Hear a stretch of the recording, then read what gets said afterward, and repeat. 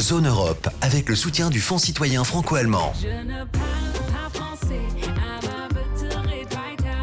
Alles, was du so erzählst, hört sich irgendwie nice an. Und ich trag schwarz, bis es Richtung Glas gibt. Frag mich die ganze Zeit, wo du gerade bist. Shawty will allein sein, denn sie hat gerade Bad Vibes. Shawty will allein sein, ist nicht erreichbar auf FaceTime.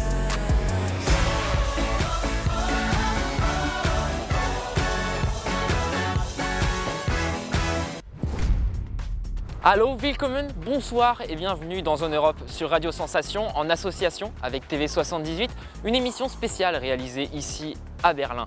L'Allemagne est membre de l'Union européenne depuis 1958, membre de l'espace Schengen depuis 1995 et a adopté l'euro le 1er janvier 1999.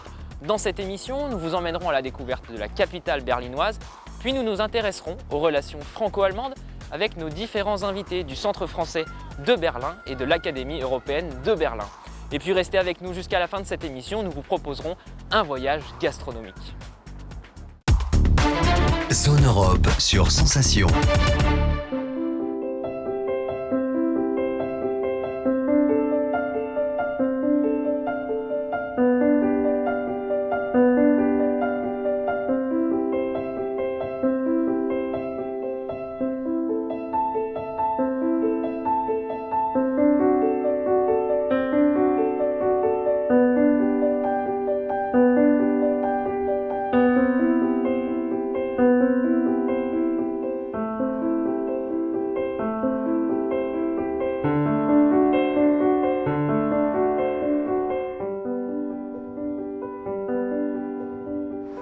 Ce lieu, rendu célèbre par les films d'espionnage Checkpoint, Charlie, c'est l'un des lieux les plus emblématiques de la guerre froide. Ce poste frontière, établi en 1961, marque la division entre les secteurs russes et américains.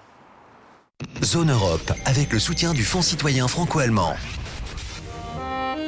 Unsere beiden Schatten sahen wie ein aus, dass wir lieb uns hatten, das sah man gleich daraus. Und alle Leute sollen es sehen, wenn wir bei der Laterne stehen, wie einst Lili Marley, wie einst Lili Marley. Florian Fangmann, bonjour. Bonjour. Alors vous êtes le directeur du Centre français ici à Berlin. L'un de vos buts, c'est de contribuer à l'esprit européen, l'amitié entre les peuples bien sûr. Alors est-ce que vous pouvez nous expliquer quelles sont vos missions plus concrètement et nous présenter le Centre français de Berlin qui a fêté ses 60 ans l'été dernier? Tout à fait. Oui, merci d'abord pour l'interview. Alors, le Centre français de Berlin, c'est un centre de jeunes et un centre culturel à but non lucratif. Donc, le bâtiment ici, qui fête justement cette année ses 60 ans, a été construit par des alliés français qui étaient stationnés dans le nord de Berlin, donc sous le gouvernement militaire. Et avec le retrait, les deux gouvernements se sont dit qu'est-ce qu'on fait avec cette infrastructure, parce qu'on a 5 étages avec un hébergement collectif, on a une salle de restauration, on a des salles de séminaire, on a une belle salle de cinéma, salle de spectacle. Et ils se sont dit de créer un centre franco-allemand à 50-50% pour justement travailler pour l'esprit européen, les amitiés des peuples, les échanges de jeunes, la mobilité professionnelle des jeunes. Donc concrètement, on gère beaucoup de programmes et de projets entre les deux pays et pour l'Europe. Donc, par exemple, le programme Voltaire, les échanges scolaires entre les deux pays pour toute l'Allemagne et la France. On a un bureau de mobilité où on soutient les jeunes qui veulent partir à l'étranger pour y faire un stage. Comment ça se passe d'ailleurs ce bureau de mobilité pour soutenir les jeunes? Alors, c'est vraiment très concrètement chercher des familles d'accueil, chercher des entreprises, chercher des places de stage, travailler avec les écoles, avec les jeunes, avec les parents. Donc il y a beaucoup de travail autour de ça et surtout dans un domaine où il y a très peu de jeunes qui partent à l'étranger, donc l'artisanat, la formation professionnelle. Vous accueillez aussi des Français? Beaucoup, oui, tout à fait. Donc il y a déjà Berlin beaucoup de jeunes Français qui viennent ici pour un stage et des jeunes Allemands qui veulent partir. Mais aussi des échanges de jeunes, c'est-à-dire on gère le partenariat entre la ville de Paris et la ville de Berlin au niveau de la jeunesse. Donc au niveau du théâtre, danse, musique, voilà, dans tous les domaines, vraiment des échanges. Donc 10 jeunes qui rencontrent par exemple 10 Français, 10 Allemands, 10 d'un autre pays aussi. Donc on fait beaucoup d'échanges aussi avec des pays tiers. Et aussi la promotion voilà, d'un centre franco-allemand, un centre international avec un programme, une programmation culturelle autour des francophonies, mais aussi du théâtre, la danse, avec un cinéma. Et un centre qui accueille aussi des séminaires, des formations, donc avec un hébergement aussi collectif. Voilà. Justement, donc ces séminaires, ces formations, c'est pas que pour les jeunes, il n'y a pas que les jeunes qui sont visés ici. Vous organisez peut-être des échanges aussi avec des professionnels, des enseignants peut-être aussi qui viennent ici. Tout à fait, oui. Donc on travaille, le groupe cible principalement, c'est les jeunes, il faut dire, mais aussi tous les multiplicateurs, les enseignants, donc tout qui travaille autour de ça aussi, mais aussi une partie, voilà, des gens qui sont engagés dans le franco-allemand, qui s'engagent pour l'Europe et pour un peu le côté non but lucratif, on peut dire. Mais aussi les touristes, on peut les accueillir ici. Mais c'est vrai que notre groupe cible, vu que c'est une structure à but non lucratif, c'est quand même la jeunesse. Vous le disiez, la culture, c'est quelque chose de très important ici au centre français de Berlin. Vous parliez de votre salle de cinéma, mais également des résidences artistiques qui ont lieu ici. En quoi c'est important de promouvoir la culture dans un centre franco-allemand? Alors, c'était dès le départ, en fait, il y a 60 ans déjà l'objectif, c'est-à-dire un peu la séduction. Ils ont vraiment mis la séduction des Allemands par la culture française à l'époque. Bon, ça a changé avec le temps parce que maintenant c'est devenu beaucoup plus une culture non seulement française et francophone, mais aussi voilà, un centre culturel local aussi. Donc toutes les initiatives locales sont aussi les bienvenues. Voilà, déjà dans le nord de Berlin, il y a très peu de centres culturels. Donc ça, il faut dire, on est dans un quartier qui est en plein de développement, le Wedding. Mais il y a d'autres endroits, Kreuzberg, Friedrichshain, d'autres lieux à Berlin où il y a beaucoup de centres culturels. Et donc on a la salle de spectacle avec la salle de cinéma, donc avec une programmation aussi très intéressante aussi pour tout le monde. Il y a des festivals, il y a la Berlinale qui vient par exemple en février ici.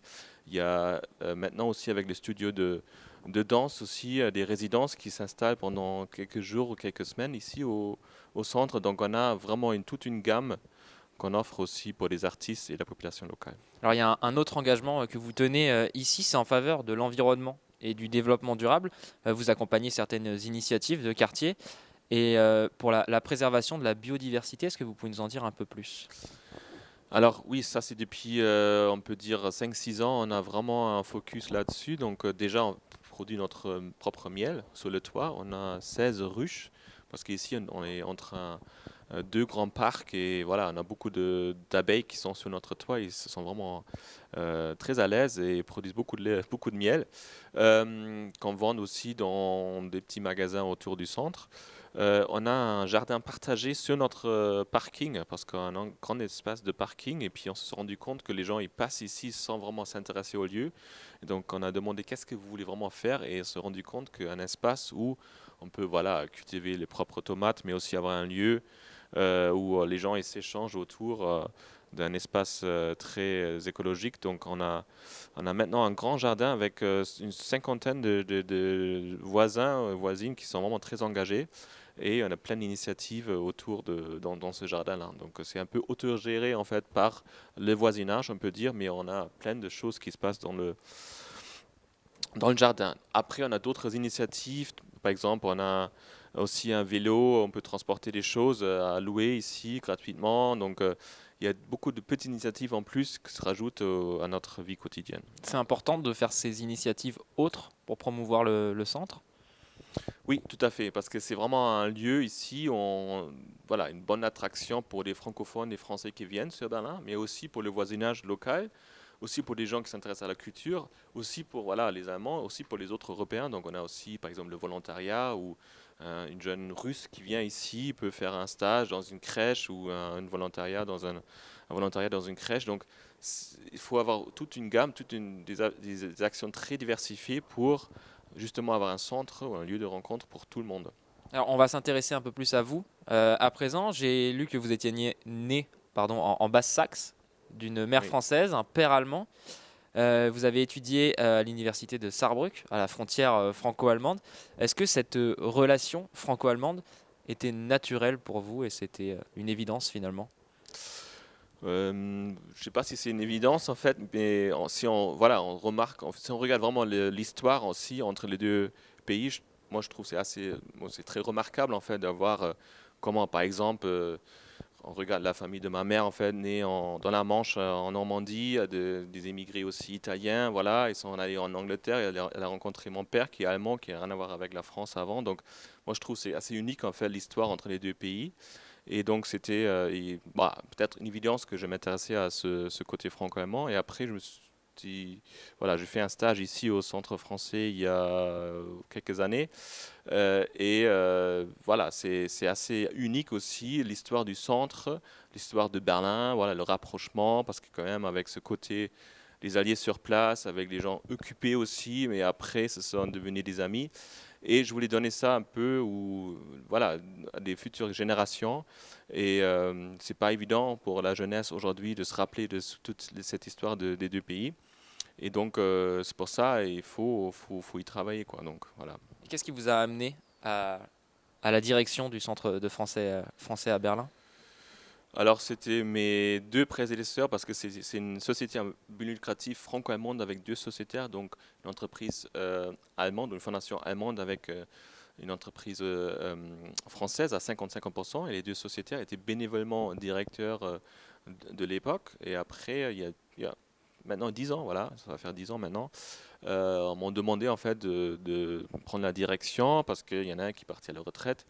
On était très peu à l'époque, seulement deux, trois personnes, et maintenant on est une vingtaine de salariés. Donc voilà, ça a pris vraiment un très beau développement ces dernières années. Justement, qu'est-ce que vous souhaitez impulser avec le centre franco-allemand? Quelles sont vos lignes directrices en tant que directeur? Alors déjà en fait, continuer à ce qu'on est en train de faire, donc élargir nos activités, avoir plus de jeunes encore qui s'intéressent à l'Europe, au franco-allemand, à la mobilité professionnelle, aux échanges de jeunes, parce que je pense que là, en temps actuel, c'est vraiment déjà une période difficile pour les échanges internationaux, mais aussi pour la culture en général. Donc promouvoir encore plus l'Europe et s'ancrer encore plus sur le terrain local, c'est-à-dire voilà, faire venir encore plus de jeunes, plus de monde autour de nous en fait pour grandir les activités du centre. Pour faire venir les jeunes, ici à Berlin, forcément, c'est parce que la ville est attractive. Je suppose que si vous habitez Berlin, c'est parce que c'est une ville que vous aimez. Est-ce que c'est une chance finalement d'être ici à Berlin pour vivre et travailler? Alors oui, c'est une chance parce que c'est une ville très, très intéressante, très diversifiée, il y a beaucoup de C'est très riche culturellement. très riche culturellement, voilà, non seulement culturellement, mais aussi rien que pour les jeunes, pour sortir, pour manger, pour voilà, la vie en général. Après, depuis 5 ans, il faut dire aussi que les prix des logements ont explosé. Donc ça, c'est devenu de plus en plus compliqué pour loger, surtout si on n'a pas un grand budget. Ça, c'est un peu le grand problème de toutes les grandes villes, mais Berlin a été épargné pendant longtemps. Et depuis 5-6 ans, malheureusement, ça s'est aggravé la situation du logement. Et c'est une ville où il y a beaucoup des espaces verts, beaucoup de lacs. Donc un tiers de l'espace, c'est vraiment des parcs.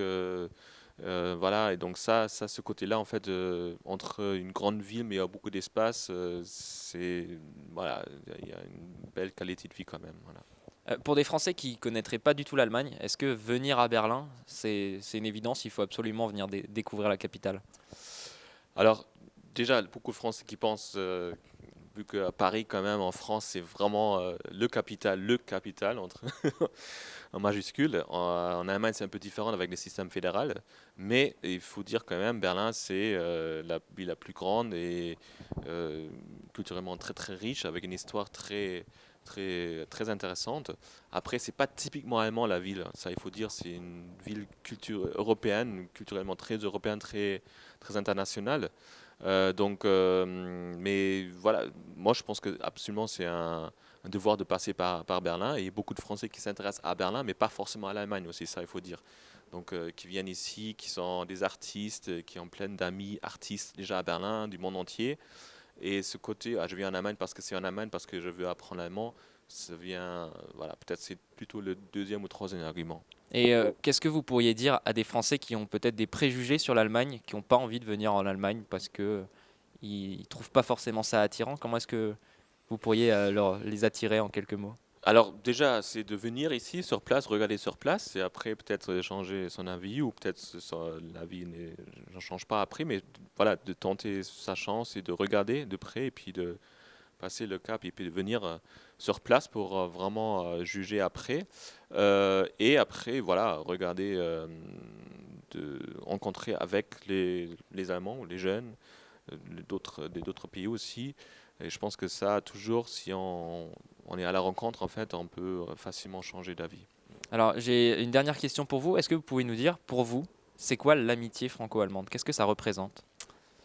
C'est une très bonne question. Alors, si on se rend compte combien d'initiatives entre des villes jumelées, la société civile existent entre les deux pays, on se rend compte que c'est unique, en fait, que ça n'existe pas ailleurs dans tout le monde entier.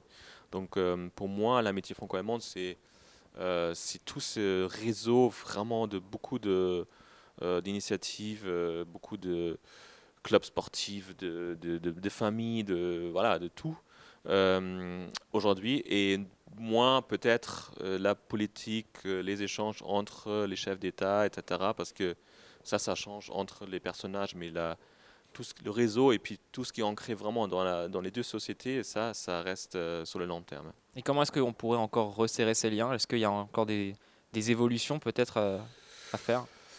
Il y a toujours des évolutions possibles, voilà, c'est vraiment de travailler dessus, quoi. Donc chaque club sportif, pourquoi pas faire un échange, que ce soit au niveau du rugby, au niveau de, je ne sais pas, On la parlait du danse, rugby qui etc. n'est pas un sport très démocratisé en Allemagne. Tout à fait, exactement. Donc ça, là, on peut apprendre beaucoup de choses des Français. Et donc, voilà. Mais dans tous les domaines, ça va être une option. Voilà, pourquoi pas déclencher, faire un échange de jeunes. Parce que ça, il faut dire aussi, il y a beaucoup d'argent aussi injecté dans le franco-allemand. Donc il y a beaucoup de possibilités aussi de faire des échanges entre les deux pays. Merci beaucoup Florian Fangman d'avoir été avec nous sur Sensation. Je rappelle que vous êtes directeur du Centre français de Berlin. Et pour en savoir plus sur vos actions et celles du Centre français, un site internet centre-français.de. Merci beaucoup. Zone Europe sur Sensation. Du hast mich gefragt, du hast mich gefragt, du hast mich gefragt und ich hab nichts gesagt. Du hast mich gefragt, du hast mich gefragt, du hast mich gefragt und ich hab nichts gesagt.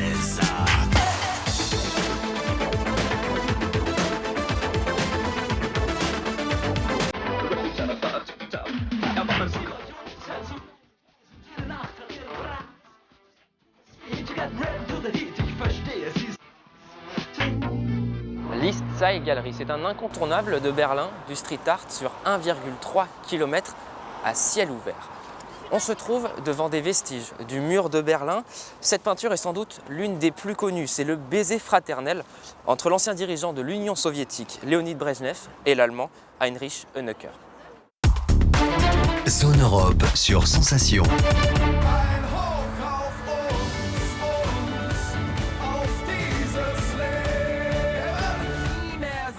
Um Geld, gib mir nur deine Hand. Ich kauf dir morgen die Welt, egal wohin du willst, wir fliegen. Whatever. Bye, bye.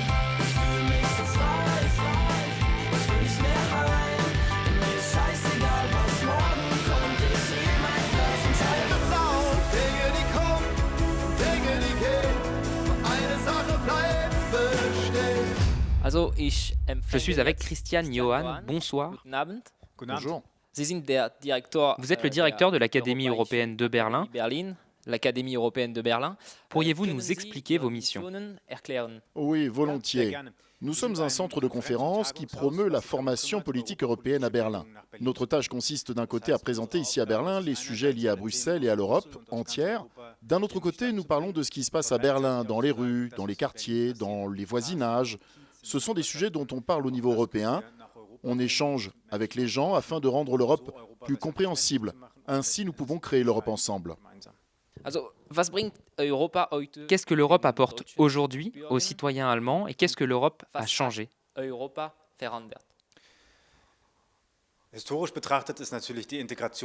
D'un point de vue historique, l'intégration de l'Allemagne dans une Europe commune est le mérite le plus grand que nous associons à l'Europe. Le fait de pouvoir vivre en paix, de pouvoir donner une interview à une radio française, de pouvoir être des amis aujourd'hui au-delà des frontières. Que des Allemands travaillent en République tchèque, que des Polonais travaillent en Allemagne, que les frontières puissent être traversées tous les jours sans vraiment se rendre compte où est la frontière réellement, cela a changé avec le Covid. C'était une période où beaucoup de gens se sont rendus compte à nouveau qu'il y a des frontières avec des soldats qui la contrôlent, qu'il y a des mesures différentes pour lutter contre la pandémie de l'autre côté de la frontière. C'était important pour comprendre quelle serait la situation si l'Europe n'était pas unie. Nous avons également vu comment l'Europe s'est soudée. En plus de la possibilité de voyager et de travailler, il est aussi bien de pouvoir faire des études où l'on le souhaite. Et une chose qu'on oublie souvent et dont on s'aperçoit seulement quand elle ne l'est pas, c'est la paix que nous avons en Europe depuis beaucoup d'années, justement grâce à l'Europe. Donc l'Europe est importante. L'Europe est très importante et devient de plus en plus importante et sera toujours importante à l'avenir, surtout quand on voit comment la Chine développe ses propres stratégies, qu'à l'Est, il y a des pays qui profitent du désordre et qu'à l'Ouest, les États-Unis ne se soucient plus autant de nous, mais qu'ils se tournent vers l'Ouest, la Chine, le Pacifique. C'est pour cela que l'Europe devient plus importante, car même si nous sommes de grands pays comme la France ou l'Allemagne, nous ne pourrons plus nous battre seuls. Nous devons nous présenter de façon unie et défendre nos valeurs communes ensemble. L'Europe est quelque chose de très concret pour les jeunes, mais également pour votre génération, avec la monnaie commune et la liberté de circulation. Parfois, cela prend beaucoup de temps et nécessite même de longs combats. Pensez-vous que les jeunes oublient cela, qu'ils oublient l'Europe?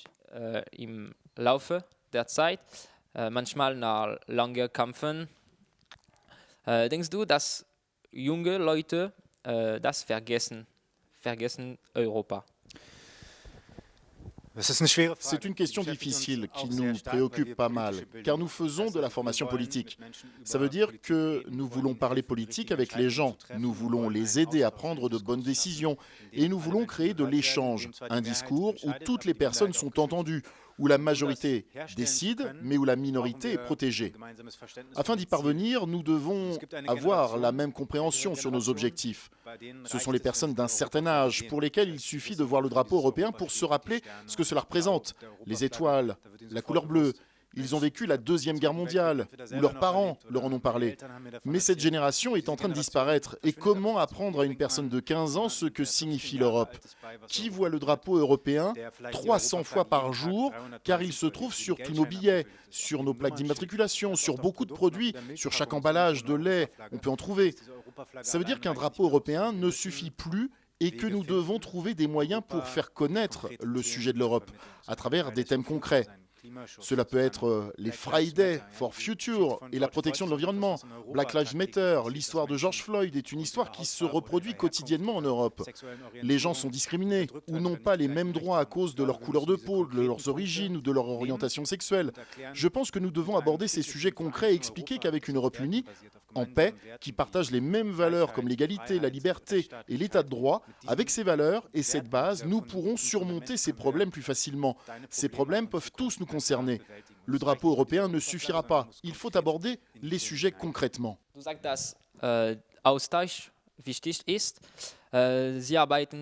Vous disiez que les échanges, c'est important. Vous travaillez avec les universités et institutions françaises. Quels sont les projets que vous développez ensemble avec ces institutions françaises? Zusammen mit die französischen Institute. Un des plus beaux projets que nous sommes en train de développer avec la maison Robert Schuman à Sichazel est un projet qui s'appelle Onboarding Memories. Nous travaillons avec des groupes de jeunes, des lieux de mémoire et des lieux de commémoration et créons des visites à 360 degrés. Ça veut dire que nous installons des caméras à 360 degrés. Nous prenons des photos des lieux de commémoration avec les groupes de jeunes. Ensuite, nous ajoutons des fonctions interactives dans les photos pour que les gens de toute l'Europe puissent comprendre ce qui s'est passé à cet endroit, comme à la maison de naissance de Robert Schuman ou dans des baraques en Pologne où les travailleurs forcés vivaient. C'est un projet transversal européen où on travaille avec des partenaires lituaniens, polonais, allemands et français. afin de créer un échange européen et afin de créer une culture commémorative européenne. Même si ce n'est pas encore clair si nous y arriverons. Nous aimerions pouvoir dire qu'il y a quelque chose que nous pouvons commémorer ensemble. Sur la base de cette mémoire et de cette histoire commune, nous pouvons créer quelque chose de nouveau. La maison Robert Schuman à Sichazel est un bon exemple. Nous avons travaillé avec l'Université de Grenoble dans un programme de formation écologique. Nous avons travaillé avec la fondation Heinrich Böll à Paris. Il y a beaucoup de petits projets, mais le plus important, comme vous l'avez évoqué, c'est l'échange avec les jeunes. Ainsi, nous sommes contents d'avoir de bons partenaires ici à Berlin, mais également à Paris, comme l'Office franco-allemand pour la jeunesse et le Centre français de Berlin. Ce sont de petites pièces de puzzle qui donnent une jolie image ensemble. Pouvons-nous dire que vous avez des relations privilégiées avec la France? Tout à fait. Ce qui se passe chez nous à petite échelle, ça se passe ailleurs aussi, à grande échelle. Les relations franco-allemandes représentent un facteur essentiel pour l'Europe et nous nous en rendons compte ici au quotidien. Pensez-vous qu'il est important aujourd'hui de renforcer les relations avec la France? Bien sûr. Les relations sont déjà très bonnes. Nous devons le souligner. Nous l'avons vu lors du départ d'Angela Merkel. À quel point elle est proche de Macron. Elle a côtoyé plusieurs présidents français pendant qu'elle était chancelière. Néanmoins, ça ne veut pas dire que nous ne pouvons pas davantage renforcer nos relations.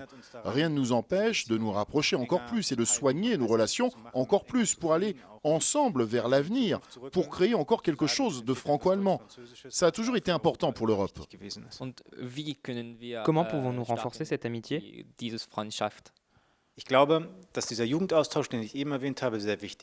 Je pense que cet échange entre jeunes dont je viens de parler est très important. Voyages scolaires, excursions, passer une année au pair dans l'autre pays. Ce qui est important chez nous à l'Académie, c'est que l'échange aille au-delà de la sphère académique et culturelle et qu'il y ait aussi cet échange dans la formation professionnelle, chez les apprentis, et que les enfants des familles ouvrières puissent aussi en profiter et pas seulement ceux qui de toute façon voyagent à l'étranger et où les parents savent de toute façon que pour favoriser la réussite académique des enfants, ceux-ci doivent faire plusieurs expériences à l'étranger. Nous voulons contribuer à ce que les familles qui, elles, ne sont pas parties à l'étranger pendant l'école, puissent le faire et rencontrer ces mêmes familles aussi de l'autre côté de la frontière. Mieux se connaître, c'est ça l'amitié? Oui, c'est ça. Savoir aussi se disputer comme il faut, manger ensemble. L'art et la culture sont importants, comme vous l'avez dit, mais il est important aussi de passer du temps ensemble, rencontrer l'autre et se rendre compte qu'il y a des différences, mais qu'elles sont moins importantes que les points communs. Nous sommes aujourd'hui à Berlin. Vous avez de bonnes adresses et de bons plans que vous pourriez partager avec nous, Radio Sensation et les téléspectateurs de TV78. Quelles sont les choses à ne pas rater à Berlin selon vous?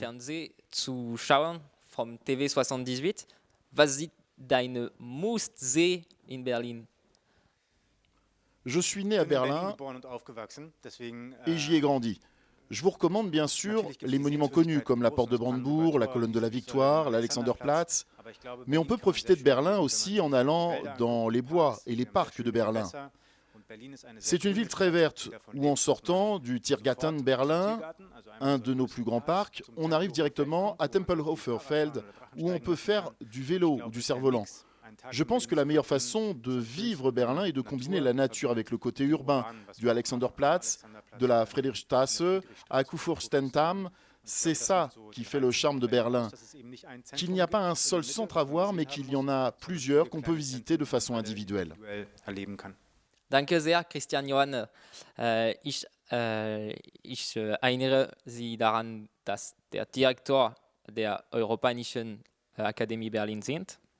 Merci beaucoup Christian Johann. Je rappelle que vous êtes le directeur de l'Académie européenne de Berlin. Si vous voulez en apprendre plus sur l'Académie européenne de Berlin, on peut visiter le site internet eab-berlin.eu, c'est ça? Berlin.eu. Oui, merci. Je vous remercie. Merci beaucoup.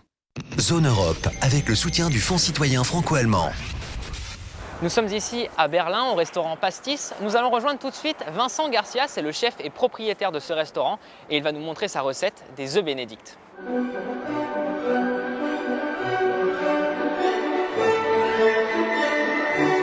Chérif et Vincent, du restaurant Pastis à Berlin, on va vous présenter l'œuf bénédicte, qui fait partie des grands classiques du petit déjeuner du dimanche midi au pastis. C'est un plat qu'on propose en dehors de la carte très souvent, tous les dimanches midi, principalement. Et on va vous le faire en live, voilà, 2 œufs pochés sur une petite brioche avec des épinards et une bonne sauce hollandaise que je vais vous monter devant la caméra. Voilà. Bon appétit à l'avance. Je vais monter la hollandaise. Pour 4 œufs, il me faut 8 œufs en tout. Il va falloir faire réchauffer le beurre clarifié. Donc on a fait un petit beurre clarifié, noisette, pour que ça soit un peu parfumé. Hop. 4 œufs pour pocher, tu me les mets dans les ramequins. Et 4... Ça, c'est pour ma sauce. Ça marche.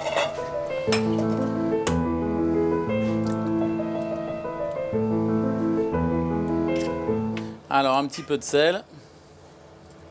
Merci. Un petit peu de piment d'Espelette. Voilà. On va mettre un petit peu de chardonnay corse, c'est sympa.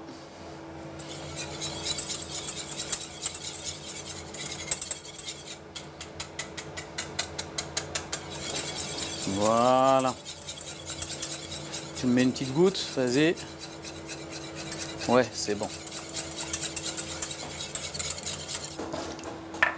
Et un petit peu d'eau. Voilà.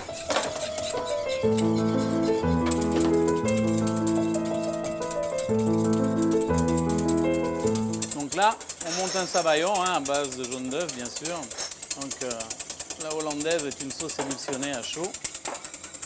Contrairement à une mayonnaise ou un aioli qui est une émulsion à froid. Une fois que les jaunes d'œufs sont montés,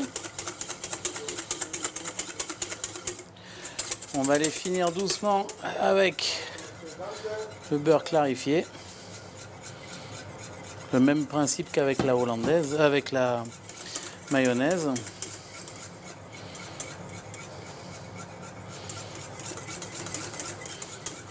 Vous sentez le beurre clarifié noisette?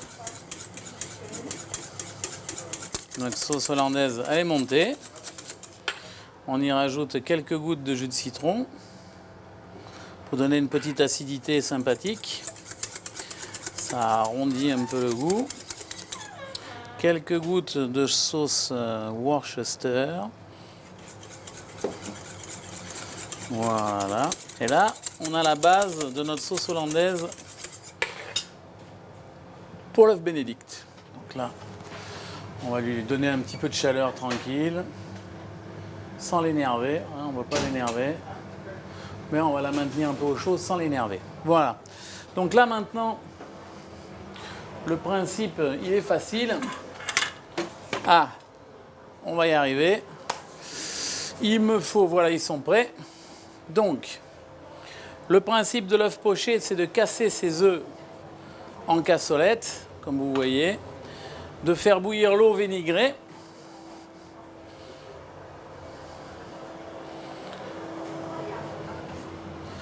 Voilà. Pendant ce temps,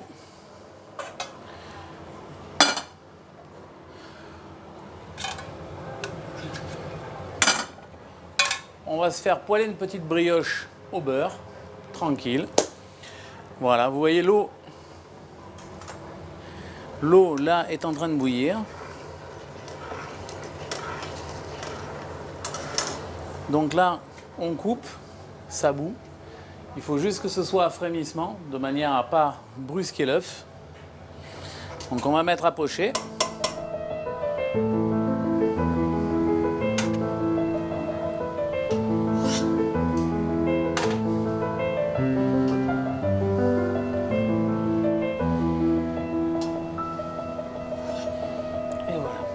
L'œuf poché, c'est 2 minutes pour être tranquille. C'est ce qu'il y a de mieux. Tu me donnes 2 tranches de brioche et une petite casserole pour les épinards, Kiki. Donc on va mettre, pareil pour les épinards. Je vous mets un petit morceau de beurre aussi pour les épinards. Alors nous, on sale le beurre. Voilà. Ça, c'est pour les brioches. Et ça, c'est pour les épinards. Tu mets les échalotes et l'ail, tranquille. la tranche de brioche. Voilà, shérif, c'est nickel. Il me faut juste un peu d'ail et d'échalote. Voilà, là on est bon. Voilà. Le réveil nous avertit que la cuisson des œufs est terminée.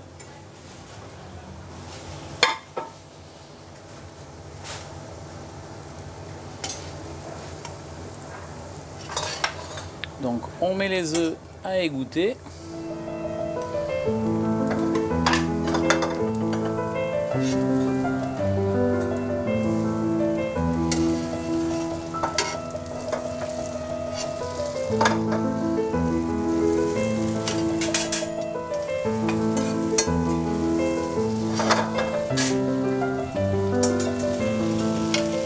Voilà.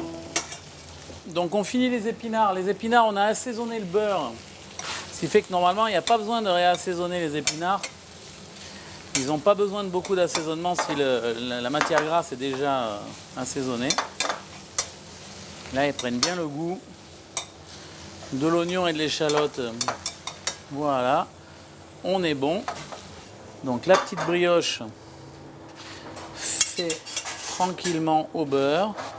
Voilà. T'as le bacon? Super. Nickel. C'est juste pour donner un petit côté bacon grillé. En fait, c'est du jambon serrano.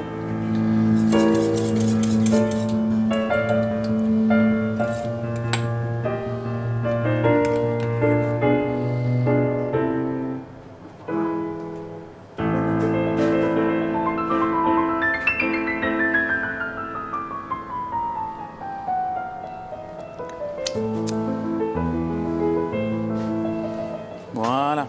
Et voilà. C'est tout. Bon appétit. Les œufs bénédicts.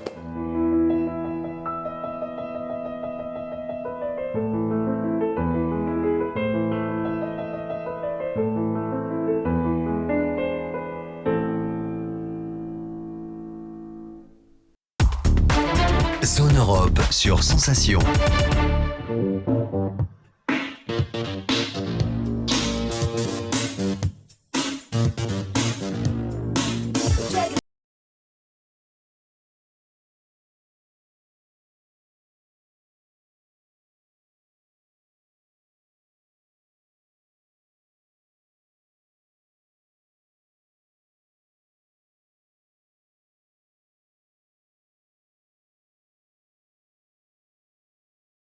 Derrière moi, le palais du Reichstag. Il a été construit au 19e siècle, il a été incendié en février 1933. Il abrite aujourd'hui le Bundestag, c'est l'Assemblée parlementaire allemande, l'équivalent de l'Assemblée nationale. Zone Europe, avec le soutien du Fonds citoyen franco-allemand.